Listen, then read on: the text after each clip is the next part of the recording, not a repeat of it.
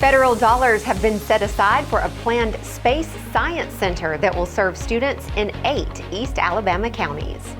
A new hotel is coming to the area, and thousands of local volunteers are being honored for feeding the hungry. We'll have these stories and more. Some big temperature changes ahead for East Alabama before the end of the weekend. We'll have the complete forecast details coming up. Coming up in sports, the Alabama High School Athletic Association state baseball playoffs start today.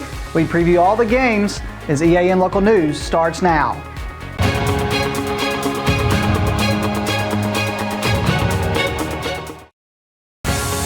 This segment of EAN Local News is brought to you by Oxford Lumber. Come visit any of our locations in Oxford, Jacksonville, Talladega, and Roanoke. Hello, we're glad you could join us. I'm Katie Edwards. And I'm Mike Stedham. The U.S. House Committee on Appropriations has approved a $2.4 million request from Representative Robert Aderholt of Gadsden for the Challenger Learning Center of Northeast Alabama. The center, which will be built in Rainbow City, has already received $8.5 million from the state's Education Trust Fund and another $1.1 million in pledges and donations. According to a news release from the Community Foundation of Northeast Alabama, construction of the facility should begin this summer. It's designed to give middle school students space-themed simulations that mirror real space industry environments. The center will introduce students to careers in STEM-related fields and help them develop skills such as critical thinking, problem solving, and collaboration. The center will serve a population of more than 32,000 middle school students through strategic partnerships with school districts in East Alabama. Once the center is operational, it could be expanded to cover students from grades 7 through 12. The Alabama Challenger Center will be one of 35 such facilities nationwide. This program is named in honor of the Space Shuttle Challenger, which was destroyed on takeoff in 1986. The initial funding for this project came from the family members of the 7 astronauts who were killed in that explosion. Plans for a Challenger Learning Center in Alabama began back in July 2022 with a group of 15 businessmen and women, community leaders, and educators who wanted to improve the state's STEM education program. They secured state and federal funding, and they're still accepting donations from foundations, charities, schools, and individuals. The group plans to supplement those funding sources with a grant writing program to support annual operations and programming for the center. When we come back, a national hotel chain has announced a local expansion. For over 60 years, Oxford Lumber has been servicing our area, and our customer service has always been our main focus. Our customer service is what sets us apart from anyone else. From the moment you enter, our highly trained staff will treat you like family. To enthusiastically provide total customer satisfaction within a positive and self-fulfilling employee relations environment. Visit us at any of our 4 locations or at oxfordlumber.com. This segment of EAN Local News is brought to you by Waldrop Manufacturing, metal buildings made right here in Calhoun County. Jacksonville city officials say the city's getting a new hotel. Fairfield by Marriott has announced plans to build a 79-room facility on Pelham Road South near the intersection with White's Gap Road. According to the Calhoun Journal, that hotel will be built and operated by the Rahogo Management Group, which also manages the nearby University Hampton Inn. Construction of the Fairfield Hotel is expected to begin by late summer or early fall. Thousands of volunteers who work with the Community Food Bank of Central Alabama are being honored next week during National Volunteer Appreciation Week. The observance honors the more than 9,000 volunteers who packed food boxes, sorted food, and distributed food to their neighbors facing hunger across Central Alabama in 2023, as well as the more than 2,000 volunteers who have contributed their time in 2024.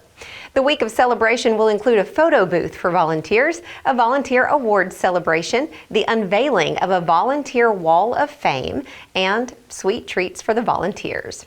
Volunteers must register for a shift during National Volunteer Appreciation Week to participate. Groups and individuals ages 9 and up are invited to see how food goes from donation to delivery by helping sort and inspect donated food items, prepare the sorted product for agency partners, and assemble food boxes for distribution. Volunteer shifts are available from 9 to 11:30 a.m. and 1 to 3 p.m. Monday through Friday. More information is available at feedingal.org. When we return, it's time for Gentlemen, Start Your Garbage Trucks. For metal buildings in Alabama and the Southeast, Waldrop Manufacturing is your one-stop source. A Waldrop metal building provides the coverage and protection your investments need. They specialize in carports, RV covers, portable buildings, and storage buildings. Stop paying rent for storage. With Waldrop's price per foot, you can actually save money by buying straight from the manufacturer. Waldrop buildings are guaranteed because Waldrop manufactures buildings with U.S. steel right here in Calhoun County. Waldrop Manufacturing, serving the entire Southeast. Give them a call today. This segment of EAN Local News is brought to you by WM Grocery, located in Heflin, Wadowee, Roanoke, and in Piedmont. Because of the likelihood of traffic congestion on Speedway Boulevard on Friday as a result of the NASCAR races, residential trash pickup will start at 4 in the morning. That's earlier than normal. So Republic Services, which services Anniston and other local communities, asks its customers to have their bins out tonight for service to ensure pickup tomorrow. The Oxford Community Chorus will present its spring concert next Tuesday night at 7 o'clock at the Oxford Performing Arts Center. Director Don Gober talks about this year's program. The Oxford Community Chorus is presenting its spring concert next Tuesday evening, April 23rd at 7 p.m. here in the Oxford Performing Arts Center. Our concert will be the music of Broadway. It's a free concert. You will enjoy it. Everyone is invited. Concerts begins at 7. Doors open at 6:15. I hope you'll come be with us. So, have you ever taken part in a community chorus or choir or anything like that? I don't believe I have. No, I don't. It sounds like a lot of fun. I actually, little known fact, actually play the flute. So I have done community orchestra type things that Don Gober, as a matter of fact, has organized through Parker Memorial. So he is quite a conductor. He certainly is. Certainly is. And speaking of perfect things, the weather today, in my opinion, I don't know about yours, Mike, was perfect. Let's see if we can do it again tomorrow. John Holder joins us now in the EAN Weather Center to tell us what to expect. Mike and Katie, a pretty good day coming up on Friday, but some changes coming to the weather for the weekend. We'll have the complete forecast details for all of East Alabama next. Since 1993, WM Grocery has been a major part of our local community. WM offers the very best in fresh produce and an outstanding meat department. WM also has many local products not found anywhere else and fresh sushi every day. If you need an event catered, come see Mrs. K at any WM store. Curbside pickup is also available for your online grocery orders. Be sure to download the WM app for all the deals of the week and shopper rewards. Go check them out today at any of their locations. We take pride in our community and appreciate your business. Temperatures today, again, way above normal across East Alabama. Not quite as warm as we thought they were going to be. Some cloud cover this afternoon, holding temps down to 83, but that's still way above the average for this time of year. Still above average this morning, 59 for the low, above our average of 51 degrees. Record high temperature 90. The record low at 28. So again, we can have just about anything temperature-wise in the month of April in Alabama. Sun rising tomorrow. Look at this sunrise now, 6:07, and the sun not setting tomorrow, or I should say tonight, until 7:17. Weather on your street for a Thursday night on Creek Trail out in Indian Oaks and Sachs tonight. We got a 40% chance of rain tonight. The low temperature only going to be 64 degrees. We'll be in the 70s for much of the evening hours tonight. But again, there could be a passing shower at just about any time across Sachs or anywhere here in East Alabama.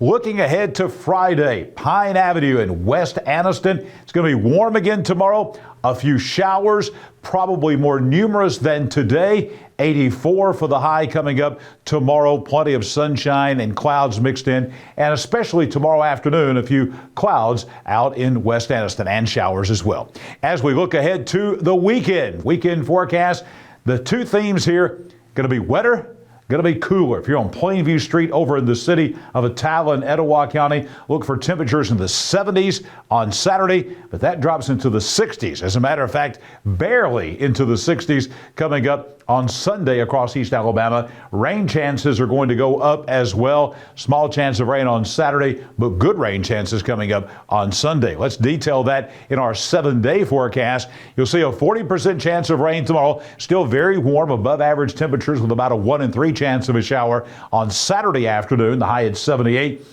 But Sunday, this is where the big changes come into play. After a morning low of 51, only rising to 60. We'll be in the 50s most of the day, as a matter of fact, here in East Alabama on Sunday. And we're upping the rain chance now to 80%. No storms involved with this, but it's going to be a cool and wet day coming up on Sunday. That does not last long as we head into Monday. Plenty of sunshine, temperatures back into the 70s, upper 70s by Tuesday, and back at the 80-degree mark by the middle part of next week. So really the only fly in the ointment coming up, so to speak, weather-wise, will be on Sunday. Other than that, the weather pretty good all across East Alabama. We had some pretty hefty showers and thunderstorms last night in the north half of the state of Alabama.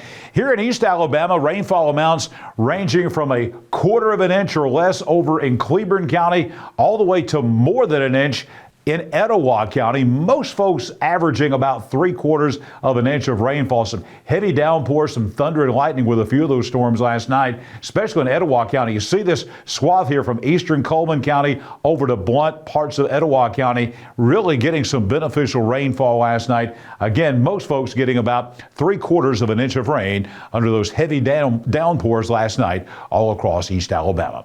I'll be back here tomorrow morning to break down your Friday for you with our weather at a glance, and then I'll be back here tomorrow evening for EAN Local News as we are going to detail that all-important weekend forecast for you tomorrow evening. Right now in sports, we're getting into playoff time in high school baseball. First round of the playoffs getting underway. Namath Pitts has all the details right now in sports. Namath? Thanks, John. The AHSAA baseball state playoffs start this evening with 4 East Alabama teams hitting the diamond tonight and the other 5 hitting the field tomorrow. Let's preview all the first round matchups featuring East Alabama teams. Let's start in Class 1A.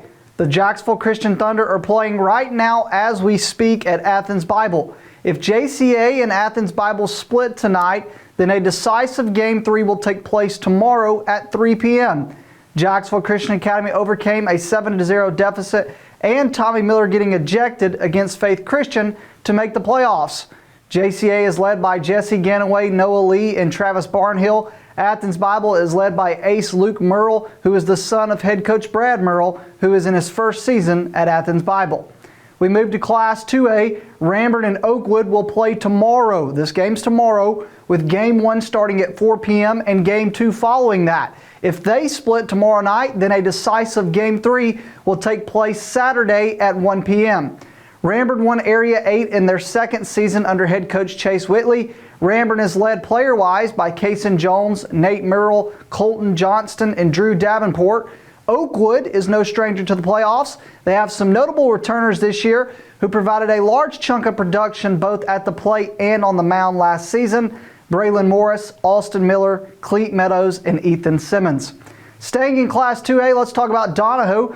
Donahoe and Southeastern will play tomorrow, with Game 1 starting at 1 p.m. and Game 2 following that. If they split tomorrow, then a decisive Game 3 will be on Saturday at noon. Donahoe has made the playoffs each year under Steve Gendron and has made the quarterfinals every year since 2019. Donahoe is led by Hayes Farrell, Blake Sewell, Kai Kleckler, and Marcus Lawler. For Southeastern, they took care of business in area play, going 5-1. They're under the leadership of Michael Burkett, and Southeastern is a really good offensive team that puts the ball in play.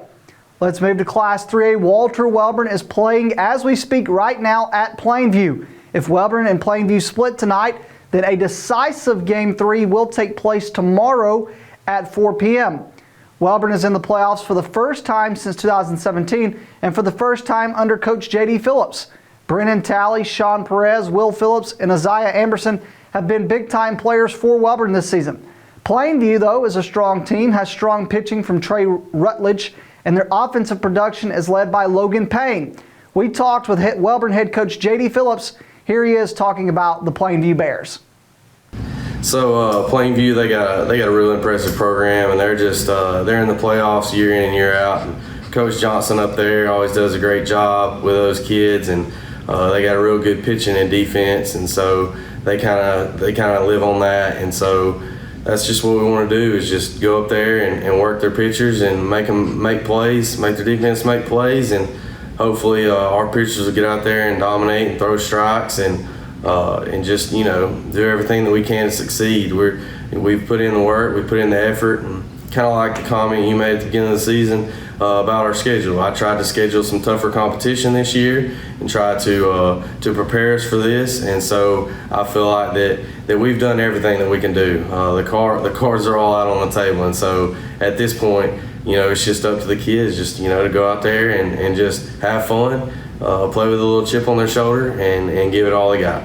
Staying in Class 3A, Welborn's rival area opponent, Piedmont, is also playing as we speak right now, as they are hosting Sylvania.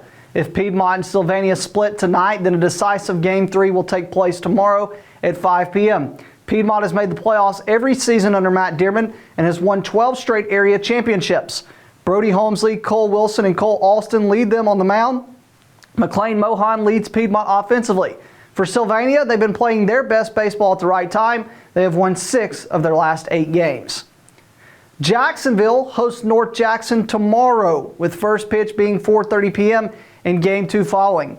If Jacksonville and North Jackson split, then a decisive Game 3 would be Saturday at 1 p.m. Jacksonville has won 3 straight area championships under Jamison Edwards. Zay Lemon, Gavin Peeler, Ryan Mitchell, and Jackson Bonner are impact players to watch. North Jackson comes out of one of the toughest areas in Class 4A, where they just barely lost the area championship to Etowah. North Jackson is led by Bodie Burnett, Blake Matthews, Nick Jernigan, Logan Shoemake, and Jonathan Linderman. Staying in Class 4A, White Plains, Coach Blake Jennings' team is playing right now as we speak at Etowah. If White Plains and Etowah split tonight, then a decisive Game 3 will take place tomorrow at 5 p.m. White Plains is in the playoffs for the first time since 2014 and for the first time under Blake Jennings. Cooper Tenney, Braxton Curls, Coleman Ray, and Paul Lobby have overcome adversity to play in the playoffs. Etowah is a tough opponent. They're the defending 4A state champions. Etowah is led by Jamison Sissom, who is a Mississippi State commit, Slade St. Clair, Baylor Morrison, and Cash Hayes. In Class 5A, Alexandria hosts Douglas tomorrow, with first pitch being 4:30 p.m. and Game 2 following. If Alexandria and Douglas split, then a decisive Game 3 will take place Saturday at noon. Alexandria started the season with 16 seniors. It's no secret that Alexandria is led by their pitching staff, which is Trip Patterson, Andrew Allen, Braden Thacker, Braden Good, and Samuel Henniger. Douglas did not make the playoffs last season, but did return some top players from last season. Guys like Andy Cathy, Kason Walls, Brock Walls, and Bentley Smith. We talked with Alexandria head coach Zach Welch. Here he is talking about the Douglas Eagles. We're excited for this time of year. We love the playoff time around Alexandria Baseball's program, and we're excited to earn the right to play in it. So had a good area year this year, and now we're in the first round. We matched with Douglas. Douglas is a quality team, got a couple good arms, got some young talent that'll be a very worthy opponent for us in this first round. So we hope to go out and play good and take care of business. The team is still in the process of continuing to improve. I don't think we're as good as we can be today, and we look to continue to get better each day and as the days and the weeks go by here. So we're excited about where we are. We feel like we're really coming together as a team. We're really close together already, and now our playing style and the way we think with each other is starting to really come into focus as well. So we love where we are. We love the time of year, and we're excited to get it going. The final East Alabama team is the Oxford Yellow Jackets. Oxford hosts Parker tomorrow, with first pitch being 4:30 p.m. and Game 2 following. If Oxford and Parker split, then a decisive Game 3 would take place Saturday at 1 p.m. Oxford won the 6A state championship 1 year ago, but Wes Brooks has moved on, and now it's Travis Jansen's turn. Oxford is led by Carter Johnson, R.J. Brooks, Hudson Gilman, Nick Richardson, and Rocco Maniscalco. Parker is coming to Oxford with speed and athleticism. Parker is led by Karen Thomas, and Parker has been on a skid here of late. That's it for EAN Local Sports. Let's go back over to Mike and Katie. Thanks for the update, Namath, and thank you for watching today. You can find us here online every weekday on YouTube, Instagram, Facebook, or on our website. Just go to the platform of your choice and watch our news, sports, and weather coverage whenever it's convenient for you. We'll see you back here Friday for your news on your schedule.